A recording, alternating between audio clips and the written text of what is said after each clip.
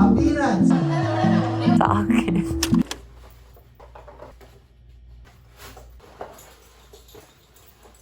Okay, let's go.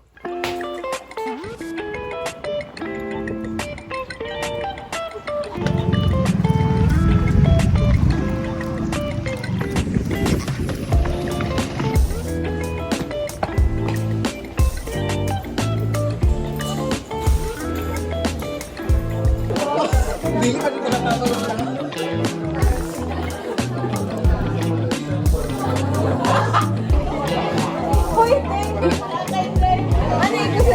Okay, so therefore it can be mistaken as carcinoma. Okay, thank you everyone. Have a great day.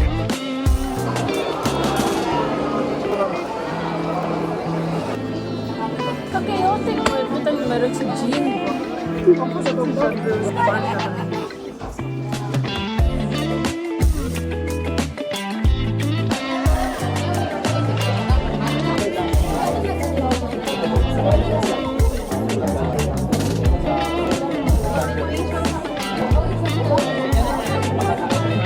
nakulbaan mo magain na kasi ano compute ang percentage? As the nationality. Ito born from Philippines. Appearance. Bilaterally symmetric reviews. See the two. Hi everyone! Happy New Year! So I know it's a very late greeting and I want to tell you that I miss talking with you guys. That's why I'm doing this video. Since I miss talking with you guys, like last day, I've posted something on my Instagram account. Okay, so I'm gonna answer your questions. First off, the most famous question of all. It's actually about study tips. How do you study? How do you pass biochemistry? Study tips po. First of all, before I will answer your question, I just want to tell you guys that I'm not the most ideal person to answer these kinds of questions. Kasi I'm not the brightest student in our class. I'm just average. I also have my bad days. I also fail my evaluation exams. I have failed a lot of evaluation exams already, especially in second year. Actually, last Monday, I failed my general pathology evaluation exam. I was devastated last Monday. Okay, so back with the question. So I'm gonna answer your question as an average student. I think it's nice to make a study system where you are comfortable to do it every day. So especially in med school, because we are required to digest a lot of information with a very short period of time that's given to us, right? So you really have an advantage if you study every day. Even if maliit lang yung nabasa mo, especially for my case, I'm really a slow reader and also I have a very short attention span. So there's a tendency for me that I cannot finish everything in one sitting. But I always remind myself na at least may progress ako kaysa naman wala. As long as you're doing it consistently, it's actually a good thing. Another tip is that you need to be kind to yourself. Like on your first reading, don't be overwhelmed with all the information, like with all the concepts. Like don't be mad at yourself that you cannot understand that concept. Because after all, it's your first reading.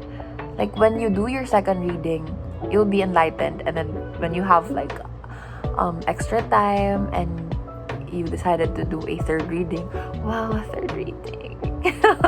Then you'd understand it better by that time. So always remind yourself that it's always hard on our first try. In the long run and with repetition, we can actually be enlightened by the concepts. Another tip is actually to focus on the high yield concepts, but the problem is we don't know what's high yield in all that reading, right? Especially me, I really don't know where to focus sometimes. The next question is about med specialty, kung ano ang kunin ko. Actually, I have my options already I don't want to share it yet. But one thing's for sure is I'm really not holding on to my options. Kasi I'm still waiting for our hospital exposure. Kasi kung saan ako mag-excel, I'd probably get that as my specialty. Kasi I don't wanna like, say for example, I wanna be a cardio. I don't wanna say that, I wanna be a cardio, but I'm not good at that field, right? I want it to be natural as possible. So if I'm gonna excel in, say for example, if I'm gonna excel in derma, then I'm gonna be going with derma. Because, let's be honest, we need to consider our skills in considering a specialty. So that's my answer for now. I don't have something yet. Let's just wait for my internship. So another question. How did you manage school and MTLE review po? During our finals nung second sem of my first year, I enrolled in an online review center which was Club C Bear, and tatlong subjects lang yung kinuha ko that time. It was hematology, ISBB, and clinical microscopy. Pero isang subject lang parang na-study ko by that time, it was hematology. Pero I didn't read any mother notes at that time. What I did was watch the Rasha videos of all the quizzes that they have. So what's funny is secret yun siya na mag-boards ako. I didn't tell anyone, even my friends sa med school. Only some of my very, very close friends and family know, kasi I didn't want someone to expect something from me that time. Kasi my decision was very risky. And during our compre week, nung patapos na, I registered sa PRC for the MTLE. And then after compre, I enrolled again in Club Bear, but yung full blast na nila, yung parang lahat na ng subjects. Like, guys, don't ever underestimate Club Bear. It's very high yield. So if you're like looking for a review center, Club Bear is actually good. Asa na yun? Okay, so review na nung summer. Actually, nung summer, I was attending medical missions sa org na sinalihan. I actually had like 1 month to study na wala pang classes kasi summer break. But then, nung nag-start na yung classes and nag-overlap na siya with my MTLE review, it was something else, bro. I didn't know what to do. I actually just focused on the mother notes that was given by Club Bear. I didn't read any, like, di ba parang may summarize siya ng mga version? Wala na.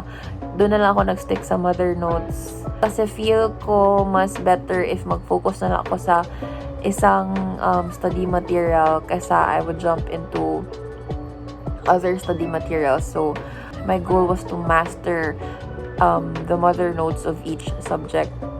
Kasi we need to save time. Also, I didn't answer any practice questions. Ang parang nagawa ko lang is yung mock boards ng Club Bear, which was also very high yield. I actually took the ratio very seriously at that point. Like, even yung choices na mali, I would find explanations why mali siya, ganun. Basta just focus on the basics. So, if you have a very short time frame na mag-study, make sure to plot it beforehand. Okay, so I am done answering your questions. It's actually fun. And I hope na helpful siya kahit naman hindi siya helpful. Basta huwag kayong maniwala sa akin. Char-char lang ang lahat ng to.